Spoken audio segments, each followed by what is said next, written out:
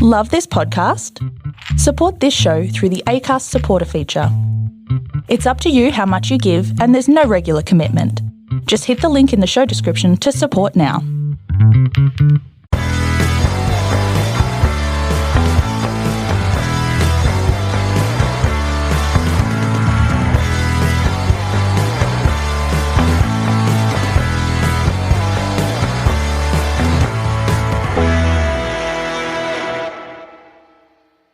Hi everyone, and welcome to the Cognitive Recalibration Podcast. As always, I'm your host Shravan. We have Torrin here with us. Hey everyone.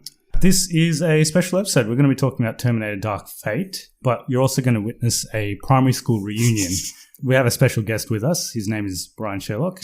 Welcome. Hey. Brian and I went to school together a long time ago, in the 90s. We were typical nerdy kids. We used to play Nintendo and we were into Pokemon.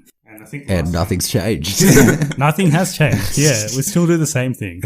We were just saying last time we met, I think it was 19 years ago? About 19 years ago. Yeah, and so a long time ago. And we just happened to, I think you contacted me on Facebook, just randomly. Yeah, I was talking to another primary school friend and your name came up and let's give it a shot, see if we find him. And like an hour later you replied, yes. Yeah, because I remember you. I remember you very clearly. I just hadn't had contact with you for many, many years. But no, it's good that you got in contact and because now we keep in touch. Yeah.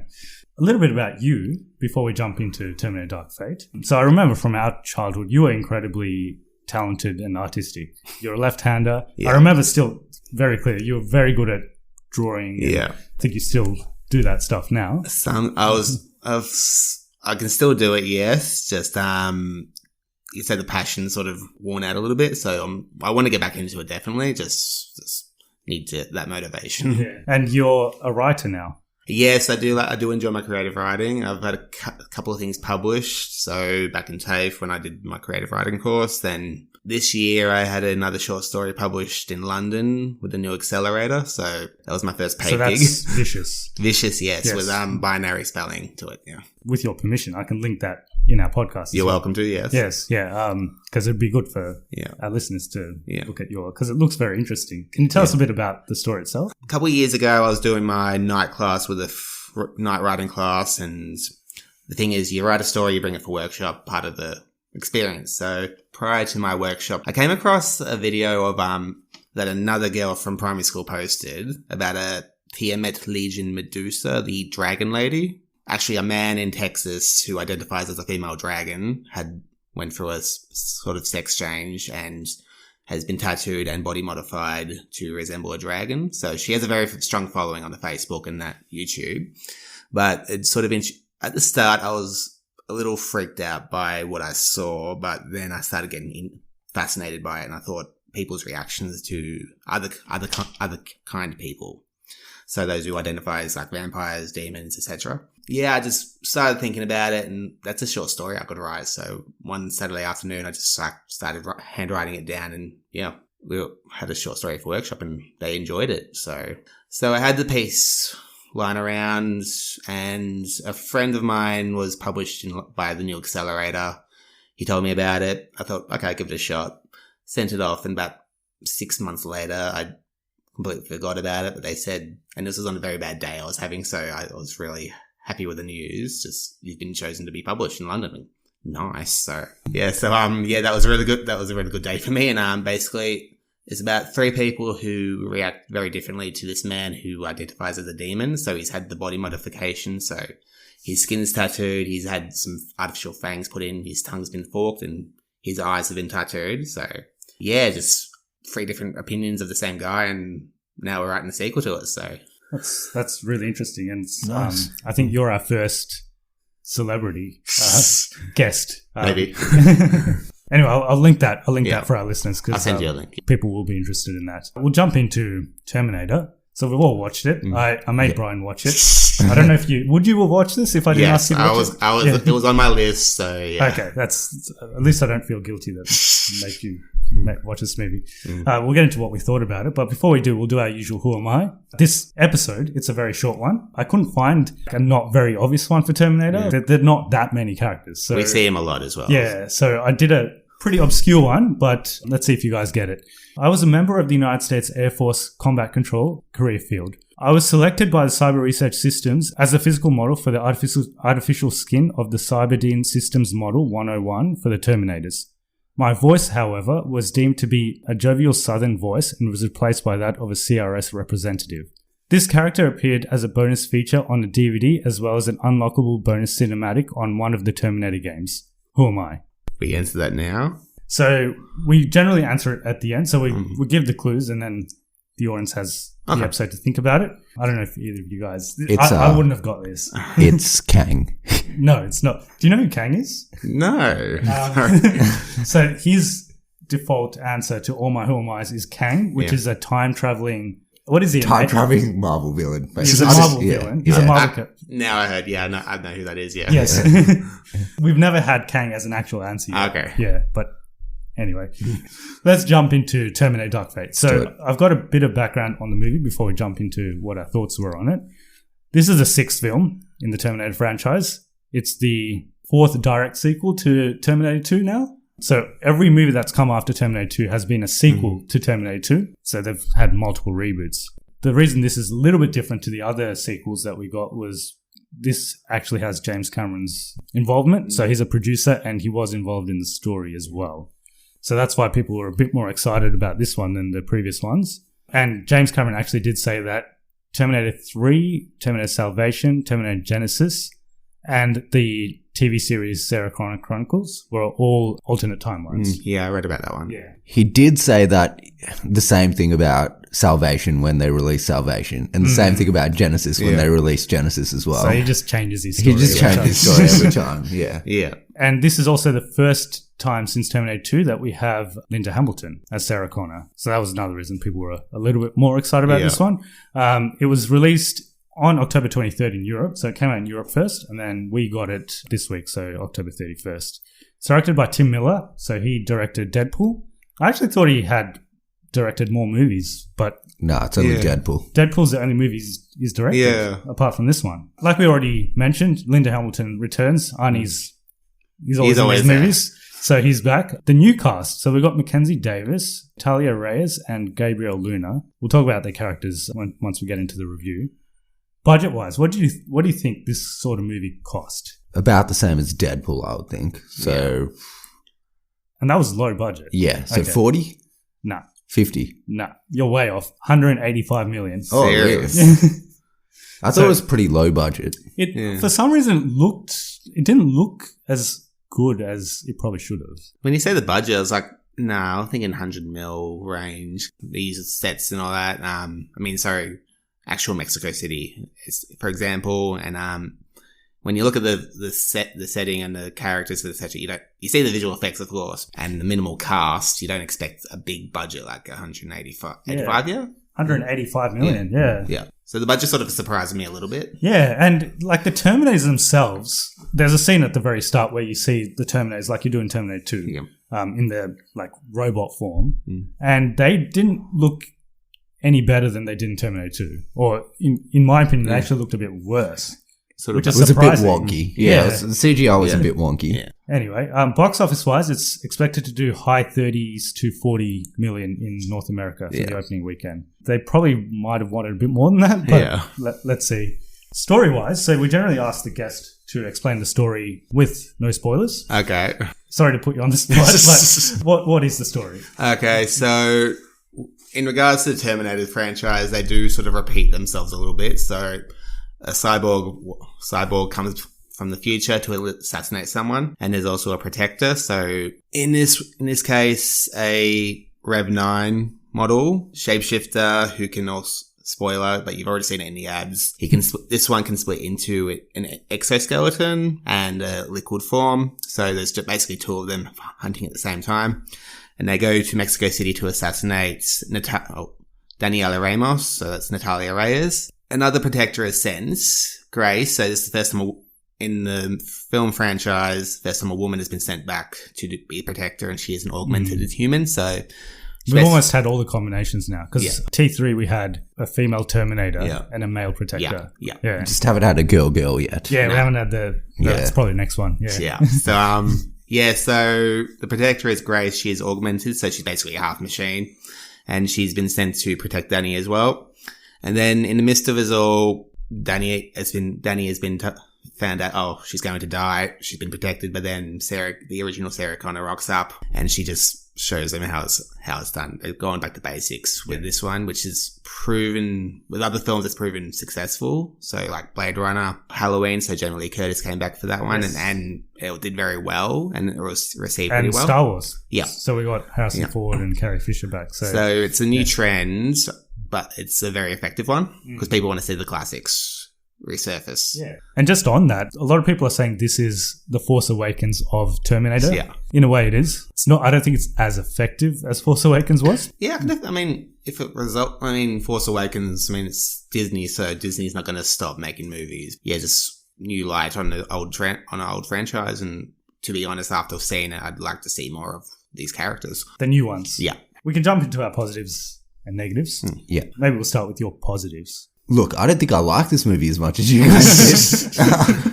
I thought it was okay. It was like you said, it does follow the same beats as T2 quite a bit, and probably T3. And every Terminator. Yeah. Yeah, maybe not Genesis. Genesis tried to do something different. Just what it tried wasn't good though. Yeah. And Salvation tried to do something different as well, but the director's a dick. Yeah, it follows the same beats. If you like T2, then it's kind of like that. Arnie's really funny in it. Yeah. His character's good, and he's got lots of one-line zingers, which was good. Gabrielle Luna's pretty good as the Terminator. The acting across the board is quite good. Like, there's no real faults in it.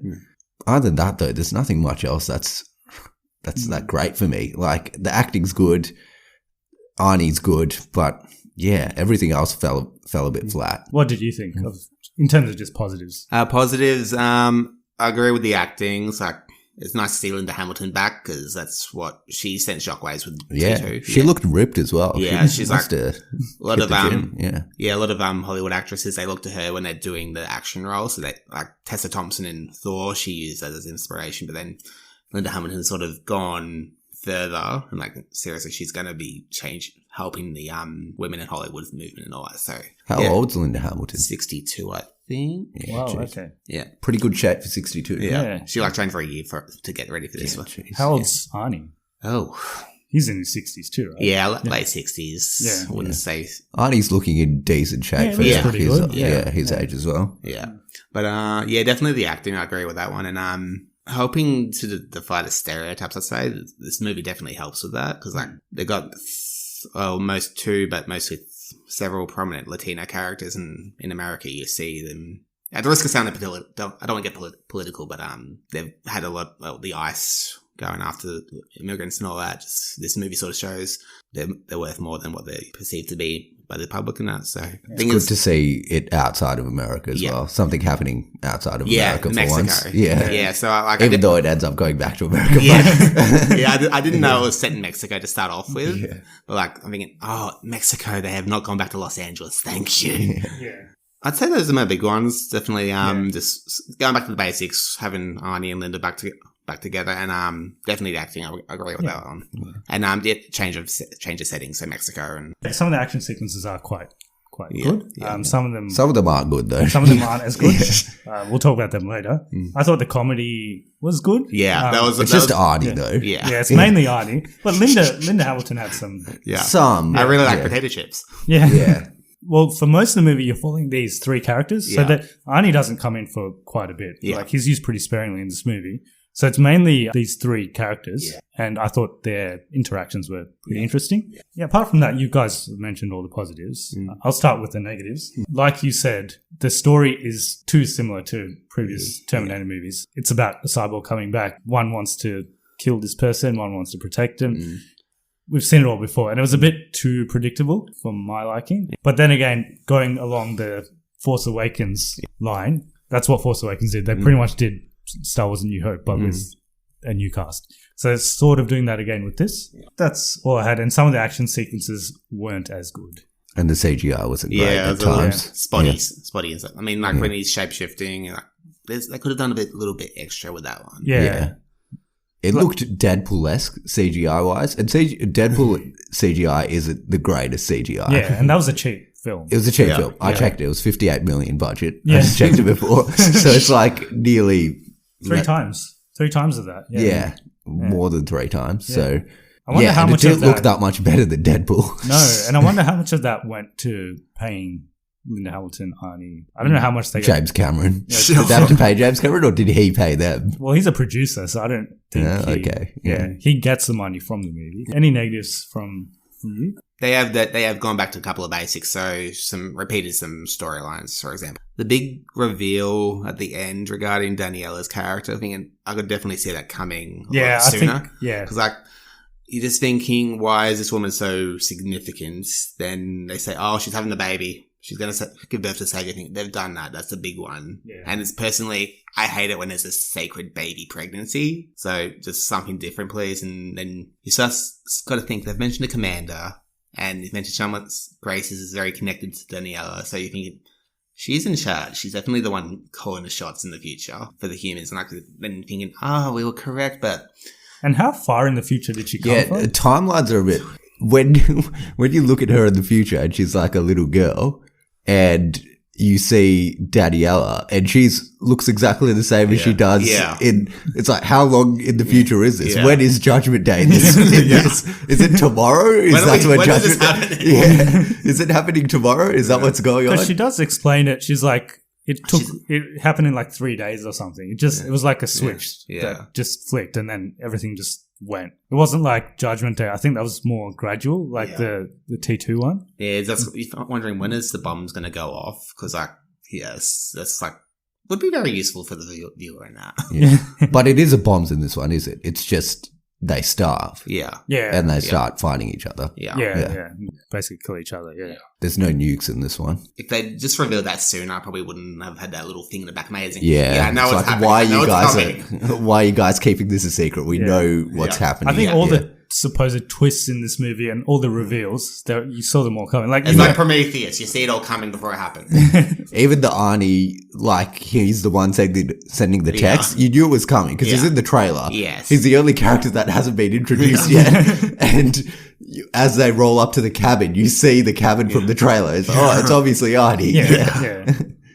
Yeah, so just predictability is the fault. Yeah. Probably the big flaw. Did you have anything apart from those? Yeah, predictability. The story's not great.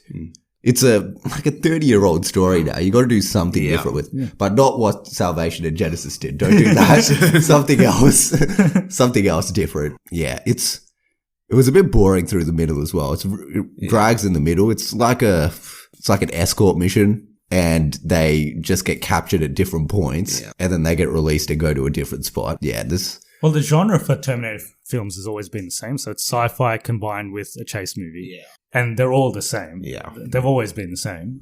But I think that's not interesting anymore. Yeah. It was interesting for T2 when it was the first time they did it, but... Like, T2 sort of did things that we'd never seen before, like a shape-shifting robot who... Before that, I didn't even know that was happening when I first saw T2. So that was sort of like groundbreaking storytelling-wise. But they've done it now, so it's like... And the thing with T2 is they did the role reversal, how Arnie was actually the villain in the first one. And and that was very effective as well. Yeah, there's definitely a lot of repetition nowadays. So one thing that I've learned with my writing is like how you tell the story. So nowadays people sort of want to see representation. So that's sort of where the Latinos come in, and the women, they come in, they've help change the story a little bit, but helps it resonate with people and that. In that way, it's different. So, but the underlying story I don't think is still the same. It's good to have representation, but I don't think you can do the exact same movie and just add representation and expect it to be different. I don't think anyone wants to see that. Even people of Mexican descent will probably be like, I don't care if we're represented well in this. It's still not a good movie. All right, we can do our ratings. Then we'll jump to spoilers, I guess. So on this podcast, we have a special rating that we came up with. Yeah. It's not very original. It's an Infinity Stone rating. So we just work through each of the stones. So each stone has its own characteristics. Like soul is like you feel for, what is it? Like you feel for the characters. And it's got like emotion. It's got emotion. Emotional depth. Exactly. Time is it's well paced. Yeah. Power is it's got good action. Reality is it's not too far from reality, so you can sort of see it as being, you can sort of relate to it, or you can feel that this sort of universe can exist, possibly. And space is, this is the worst one. Space is if it's got something in space. So that's the best one. Did you say that time is when they have a flashback? Yeah, so that's the way he looks. So this movie definitely gets time. It has time. Yeah. But anyways, it's got flash forwards as well. Yeah, it's got flashes everywhere. Yeah, it's got everything. Anyway, Soul, I wasn't personally that emotionally attached to the characters in this movie. I mean, the end, we won't get into spoilers, but you're meant to feel something at the end. Yeah. And we've seen it before, so I don't really feel it. Would you agree that it doesn't get sold? Yeah. Or were you a little bit more? A little bit. I'm thinking at the end of it, I still want to see where this goes a little bit. I mean, hoping they don't call it another reboot for the next movie. So. But I definitely want to see where Sarah Connor's going to go from here, Daniela and all that. So, Okay, yeah. Yeah, that's just... Maybe we'll give it half a Soul Stone. Yeah. Time? We'll give it time. Yeah. Firstly, I thought this movie was actually pretty well paced. I didn't feel that bored. I think you did, but I thought it was okay. Yeah. I'll go with that. Yeah. And obviously, it's got flash forwards. So you're satisfied anyway. Yeah. Power, like we said, the action sequences are good in parts, and some of them aren't as good. So maybe we'll give it a half for Power. Mind. So mind is when it makes you think a little bit more thought provoking. Terminator movies maybe once upon a time were like that, but this one isn't, I don't think. No, just the whole thing around like AI and it's been explored. Yeah. So I don't know if this had anything else that the previous Terminator movies didn't have. I'll go with you on this one. Yeah. Reality. Is it close to what is that what you meant by that? Yeah. Or can you see this happening? Well, I did see like a cleaning robot at Singapore airport, so I mean, there's definitely Skydiv's going to happen at some point. Yeah, I mean, AI is like much more evident these days than it was before. But there's this part when they're in a car on a dam. That is not. That's not real. I know what you're talking about. Yeah. So they're not from space, right? No. So it doesn't get space. So maybe we'll give it 2.5. 2.5 out of 6. You can also give your own rating, by the way, but we have 2 rating systems. So one is the one we just did, and the other is cognitive recalibration, the name of our podcast, which is if the movie is if we recommend the movie, or cognitive regression if we do not recommend it. So do you give it a? Probably regression. Really? Okay. Yeah. You really didn't like this. I thought it was just a movie. Okay. Like it's okay, but it's not a popcorn movie. Yeah. I hate movies that are okay more than I hate movies that are really shit. Like I would rather watch a really, really terrible movie than watch a movie that's just okay. And I think this movie's just okay. I'll give it a recalibration because I still had a good time. I had a good time with the movie, but was it necessary? Probably not, but I still had a good time while I was watching it. I'm still sort of... You should have sent me the specifics before the podcast so I could read up on them. I'm just going to go basic. We just like to put our guests on the spot. I'll just say out of 5. Yeah. I'll just give it 3, maybe 3.5, one of those. Thinking it's a popcorn movie, but it had strengths in some places, others it didn't. So it was 3. Let's stick with the 3. We'll jump into spoilers then. So if you haven't seen the movie and you do care about spoilers, come back to this point in the episode and you can listen to our spoilers. But if you don't care about spoilers or you have seen the movie, then just keep listening. I actually have some questions that we could talk about in spoilers. Obviously, there's no definitive answers. This is a movie. But there is one answer that's correct, isn't there? So did the fact that they killed John Connor in the first 2 minutes of the movie, did that impact your viewing experience? Because I know some people are really pissed off about this. No, not really. I can see it impacting your viewing experience if you're really connected with John Connor. And I've seen some people being pissed off at it.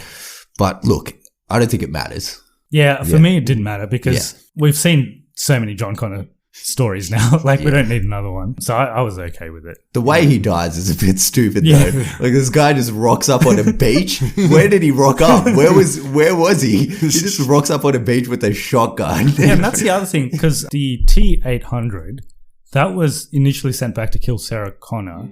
The second one in T2, that was sent to protect John Connor. Yeah. So was this one reprogrammed or something? Like, it must have been. So it's definitely something they don't touch on a lot later in the film. In answer to your question regarding John Connor, I've never been a fan of the character. Okay. So I'm going to piss So you were happy, right? It was better. You enjoyed it more. I hated that kid. You were on board as soon as he shotgunned him to the chest. Yeah, I was like, oh, okay, yeah. Like, I was never a fan of Edward Furlong in the second one, so then afterwards it just starts going downhill from there, and Christian Bale, what the fuck was that? So, yeah, I don't have any tears for that, so. And the one in Genesis is even worse, isn't it? The one in Genesis is a bad guy. The one in Genesis is a Terminator. I'm still figuring out Genesis. I don't know. I was just going to say that de-aging was quite good, though, in that scene. Yeah, yep. Linda Hamilton looked pretty good. Yeah. We looked at it very closely because we're like, this is some de-aging stuff. Yeah. Because we watched Gemini Man, where the de-aging was okay. It was okay. Up till the part. Yeah, and then there were some parts where it wasn't as good. This was pretty good. And Edward Furlong looked... Yeah, I'll give him that. Yeah. And Arnie, apparently that wasn't even him. That His was body double. They de-age Arnie in every one of these movies, Yeah. so they've got it good at it over the last 4 movies. Yeah. In this one, I don't think he actually was, though. In that first scene. But in that first scene. But for the rest of the movie, I think it's just regular Arnie. Second question. So Sarah Connor did, in fact, defeat Skynet in this movie. Well, you find out in this movie. Legion is this other program or artificial intelligence that's come out. How is it possible that the Rev 9 still has a very similar exoskeleton to the T-800? It's just branding. It's all branding. It's Skynet was old branding. They needed something more poppy. They just rebranded it. They need something that stood out a bit more. Legion. Just rolls off the tongue a bit better. Yeah. And the most important one, actually, will we ever see Arnie's T-800 again? Or is this the end? Have they just done a Han Solo to him? And he's not ever going to come back. That could probably break what they're trying to rebuild franchise-wise. So. Yeah. He is the best part of this movie, but also there's nothing more they can do with that character.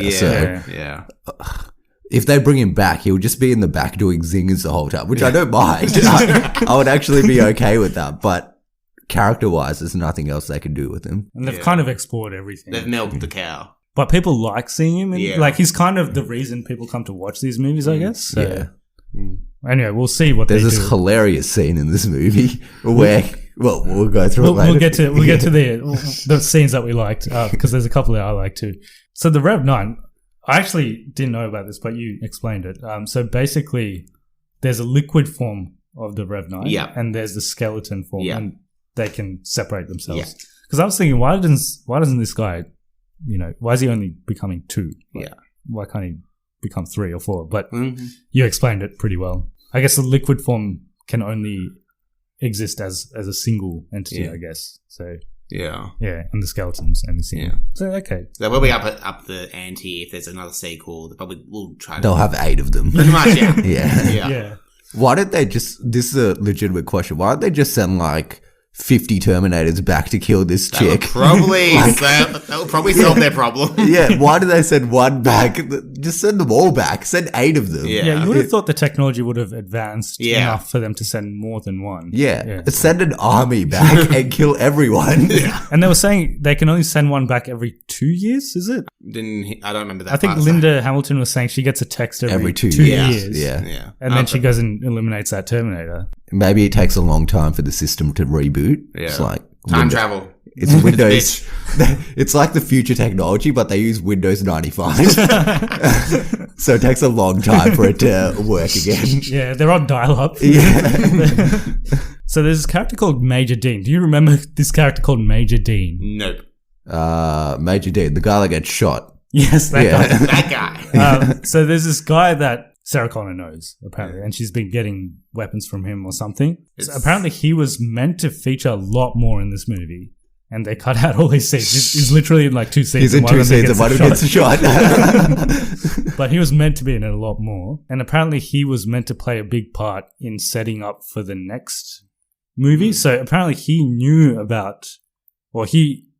from Sarah Connor about the whole Skynet, and he was the only one that actually believed her. Maybe just the case the actor had commitments. I mean, it's happened before. Fury Road, Megan Gale was supposed to have a bigger part to play, but then she had family commitments. So George Miller, okay, we'll just kill you. We'll just run you over and you can go home early. So, yeah. Yeah, okay. Or maybe just, like you said, he didn't want to come back for the next movie, maybe. This was just a comment that I had. Something that this movie's probably not meant to be as deep as this. But, it's not a deep movie at all. Yeah, but basically what I observed is that so Sarah Connor in the first Terminator movie, she's the most human character. Yeah.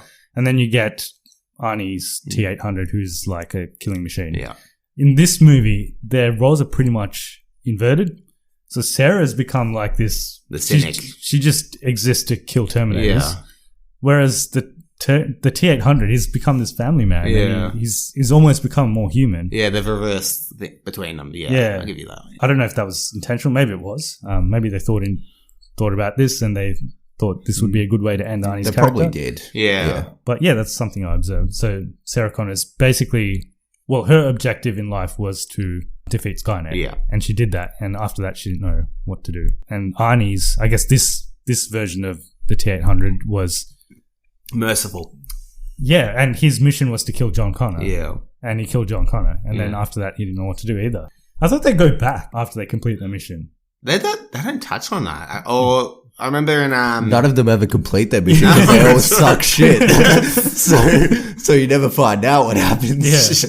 There was a scene in Sarah Connor Chronicles. A Terminator completed its mission, but then it powered down and waited for the shit to hit the fan, and then it turns back on. So yeah. In Terminator 2, I remember this. I haven't seen this recently, but I remember Arnold goes into the lava at the end. He's done his mission, right? Yeah. So he just does He that. was just cold. I'm pretty sure after he completes his mission, he's just deactivated. So he just. And this is, you're thinking in the first movie he's fighting for Skynet, but then next movie he's fighting for the humans. So yeah, they basically probably just put that in. Yeah, it's just the difference of who he's working for, pretty much. Terminate yourself. Because there's no purpose there's no use for him. After that, yeah. Still, he's saying his chip is still active, so he's still a threat, and Skynet could still happen. So yeah, the job was to stop Skynet. That's what he says, yeah, because he's still active. Yeah. He probably should have stuck around, though, because the guy came and just shot him point blank. He probably could have stopped that. Yeah. We can talk about some of our favourite scenes or scenes that we didn't enjoy in particular. You were going to say something before, so. There's a scene where Arnie's explaining to Danny about drapes. Yeah. And he's like, they want to put monotone drapes in a child's room. And I said, don't do it.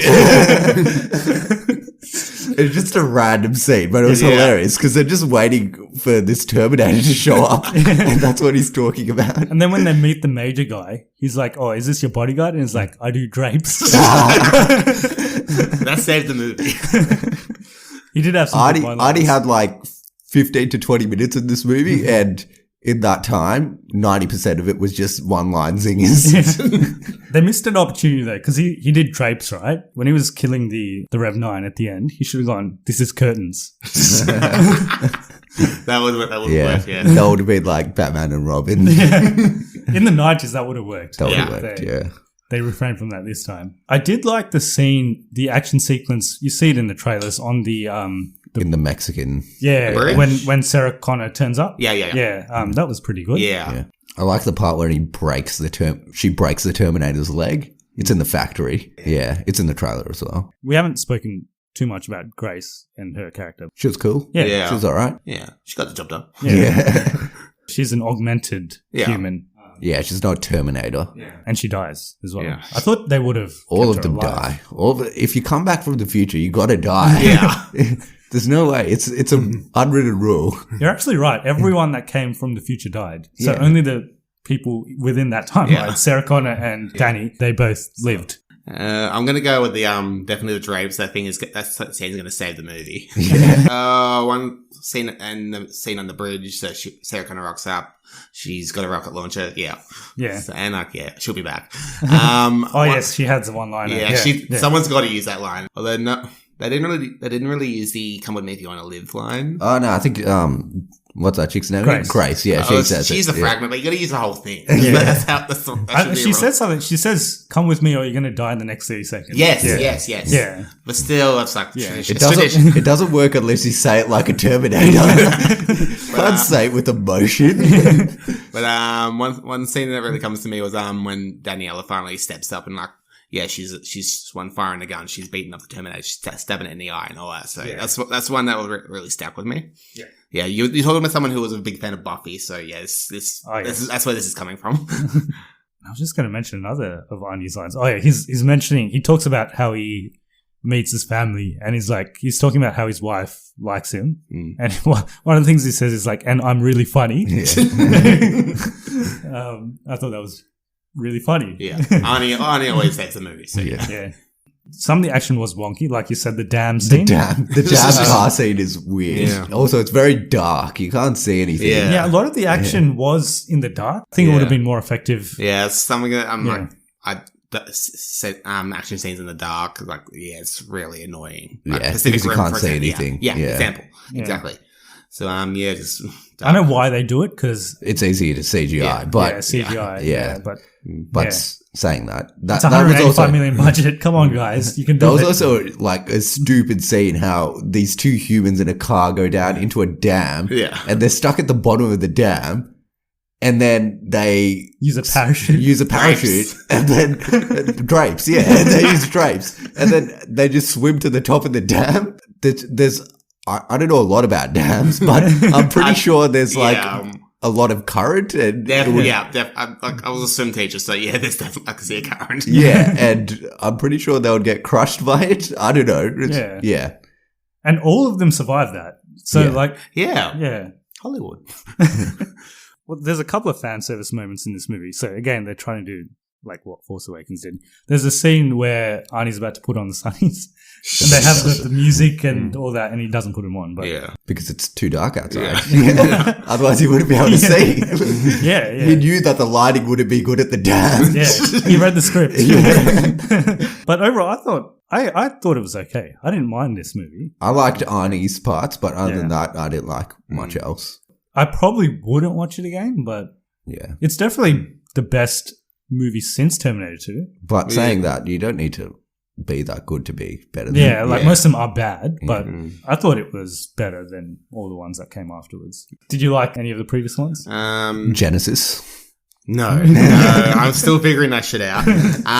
Salvation. Before I became very critical and all that, long time ago, Rise of the Machines, it was okay. I didn't mind it. Rise of the Machines actually has a good ending. It's got one of the best endings. Yeah. Because they don't stop Judgment Day. It's got the twist ending. I'm trying to remember that movie. I remember liking that movie as well. Yeah. But when it came out, we were still pretty young. Before we were judgmental and all that. Yeah. But Judgment Day, they do everything and they don't stop Judgment Day. So it still happens. Yeah. Salvation, I didn't mind that one because it was just changed. They didn't do time travel. They just sent everything to Skynet, to the future. And that's something that I want to see a bit more of, to be honest. But they did do it well, and Christian Bale was bullshit, so yeah. And Sam Worthington. He said he was a little good, but like Christian Bale was like, what the fuck was this shit? Yeah. You shattered that lighting technician for nothing. I still laugh about that. Like whenever I get bored, I watch that YouTube video of him. It's on YouTube? Yeah. I did not know that. The audio is, not the, I don't think there is a video, But the audio is on there.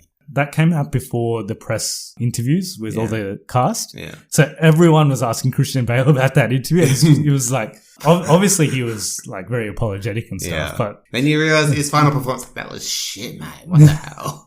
And that was back when he was popular. Yeah. Early Batman and all that. So they've had multiple attempts at this franchise. I think this is the best one they've done since then.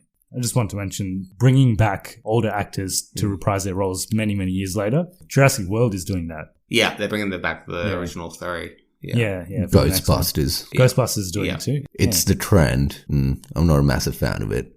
They should just be making new stuff, not rebooting old stuff and then bringing back characters. Some of it's good, but I don't know. It's going to get stale pretty soon. Yeah. It's going to be like that Disney where they do the dark retelling of all their Disney. Have you seen Maleficent? I saw the first one, I think. It was alright, but then at the end you see she's sort of dressed like a dominatrix. This is a kid's movie. This is not right. I haven't seen the sequel, but like, yeah, it's like the first one thinking, why are you dressed as a dominatrix? Yeah, I haven't seen the sequel. So I was meant to watch the sequel for and this you're never podcast. going to watch it again. You're And never I going to watch it. just Yeah. Never watched it. Have you seen Joker? Yes, I did see Joker. It's like, I didn't see it opening weekend. It was like over in Singapore and Malaysia. So I come back. First thing I do is like go see Joker. It's like, yep, no, I enjoyed it. It's a different type of, I mean, Joker is the one character you have to get right. Cause like Heath Ledger did it. Jack Nicholson did it. Jared Leto did it. Oh, fuck off. Yeah, it's like, but yeah, it was definitely its own movie, and I like a bit of grittiness. There's actually no visual effects in this thing at all. No. So, but yes, it passed the bar by test. So yeah, And it's doing really well. It's actually, after the Marvel and Disney movies this year, it's the highest grossing movie. yeah. And I called my friends in America, like New Jersey, and I said, go to those steps, dance them in my place until I get there. I've got a couple of questions for you. Okay. I'm going to put you on the spot again afterwards, but first we'll do the Who Am I, and we'll see if you guys guess the answer. So, I'll give you the clues again. I was a member of the United States Air Force's Command Control career field. I was selected by Cyber Research Systems as a physical model for the artificial skin of the Cyberdyne Systems Model 101 for the Terminators. My voice, however, was deemed to be jovial as it was a southern voice and was replaced by that of a CRS representative. This character appeared as a bonus feature on the DVD as well as an unlockable bonus cinematic on one of the Terminator games. Who am I? Do you know who it is? I got no idea. I don't know the name. No one knows the name. That's ridiculous that you expect us This is to like know the army name. before he was a Terminator. So Yeah, it's like it's not even canon. It's like a behind the scenes. You have to be. Yeah. I'm not a gamer, so I don't know. I don't play the games. Yeah, it's just Arnie in this video where I think he's a sergeant, and he's got this like ridiculous southern accent, which is not him, and they based the Terminator off him. That's right. Yeah. Like, So he's Sergeant something. I don't know. this character's name is Sergeant William Candy, and like you said, he was played by. So this was actually meant to be in Terminator 3, Rise of the Machines, but they cut out the scene, so it was in the DVD, and then they added it to the game Terminator 3: The Redemption. Yeah, I definitely played that. Yeah, definitely. It was It's my favorite game. It was a cutscene. It was a cutscene in that game. And you know who they replaced his voice with? So who replaced Whose voice that is? Yeah. I have no idea, but it's a candy ass voice. Yeah, so they replaced that. So the Southern voice, I don't know who that was, but the Terminator voice that they end up using in that scene is Samuel L. Jackson's voice. Oh, okay. So they actually got Samuel L. Jackson for that. It's a very expensive cutscene. He would make a good Terminator, though. He would, actually. Yeah. Definitely. Motherfucker everywhere. So. And this was R-rated, so they can obviously do what they need to. do whatever they wanted to. They did swear a lot in They this did. movie. Yeah. I think it was R-rated just for the swearing, because it wasn't that violent. Nah. There was a bit of blood here and there, but it wasn't like Yeah. Deadpool. Like good fights in that, but like, Yeah. yeah, definitely the swears. We usually ask 3 questions of the guest when they come on. Nothing too difficult. Is this Terminator related or something? No, it's just general. Okay. So this podcast is, we set it up to talk about superhero Yeah. movies, comics, stuff like that. Yeah. So it's going to be related to that. So first question is, who's your favorite superhero? Ah, shit. Oh, you definitely put me on the spot here. I'm going to go, because she cracked me up so much in the movie, I'm going to go with Okoye Oh, yeah? of the Dora Milaje. Or I'm saying that wrong, whatever. But Yeah, yeah, that's- Okoye of Black Panther. Okay, yeah. Yeah. I would have never expected that. I'm thinking, yeah, she's definitely ticking a lot of boxes right now. Yeah. Does she have superpowers? No, she's just got a Yeah. spear. No, that's a good one. Yeah. So you just put me on a spot there. This requires a lot of thoughts. Yeah, no, we always do this to our guests. If you ask me Marvel or DC, I'll definitely go with Marvel because, like, You like Marvel? Yeah, I'm a Marvel person, so Yeah. yeah.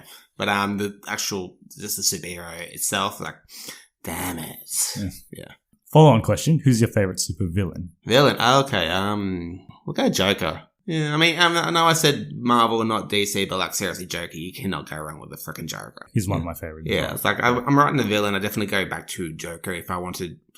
Some villains have motivation, others just want to cause chaos, and, like, I like the chaotic ones because you don't know what to expect from yourself when you're writing one now. I think before Infinity War, it was probably Joker for me as well. Yeah. What is your favorite superhero movie? That is a good one. I'm going to go with Captain Marvel. Okay. And I raised on Buffy and all that, so I like female protagonists and that. But like just watching it, you see something new. Well, something that's been done, but done very well. Plus, Carol's fucking hilarious and all that. And then you got Samuel L. Jackson and Talos and all that. So I'm gonna go with Captain Marvel. I took my friend to see it the second time, and she was like, "Oh, she's getting everything wrong." Like getting her Marvel and DC superheroes mixed up. No. Batman is Marvel, dear. Batman is DC. But like just taking my friend to see it, she's like, she enjoyed it. She got on board with it, and I sent her a list of all the Marvel movies. You got to watch all these now. You can start with Carol and go with all the others. Yeah. Actually, and that movie is a prequel to most of the movies. Yeah. So, I mean, people would say Captain America originally, but then Captain Marvel, that's the one you start with. Yeah. I will change my answer to my favorite superhero. I'm going to go with Captain America because, like, he's pretty much, he's got anti-hero thrown through him because, like, he will do the wrong thing to do the right thing. You just get fed up with clean-cut superheroes and all that. Then you see Steve in Infinity War thinking, shit, you just live under a bridge, don't you? Yeah. I think, I'll take this. And like, he could definitely play a bad guy, Chris Evans, and probably send a Shockwave at some point because, like, yeah. I'll definitely say Captain America for the superhero. I mean, I love Okoye, but like, Cap, seriously. Yeah. Who doesn't like Cap? Yeah. Last question. This is not one I planned, but I thought I'd ask you anyway. What movie are you most looking forward to in the future? Doesn't have to be a superhero movie? Can be anything. Again, you should have sent these questions ahead of time. What about a superhero movie? Because we're getting Black Widow next year. I will say Black Widow because I'm very eager to see if they're going to comic book the hell out of it and just find a way for Scarlett Johansson to come back. We know what happened in Endgame. It was actually pretty surprising, to be honest, when I saw it. But yeah, there's got to be sacrifice. Spoiler, yes. But I'm eager to see if they do go with the clones or alternate reality to bring her back because it doesn't feel right to not have her there. Then you got that scene in Endgame with all the female Avengers coming together thinking, where is Natasha? Yeah. She's the original. She's in the original Avengers. Yeah, and like there was a lot of uproar about her getting killed off and not having a proper funeral scene and that. Just the feminists were not happy, which is understandable. But I'm very eager to see if they find a way to bring her back.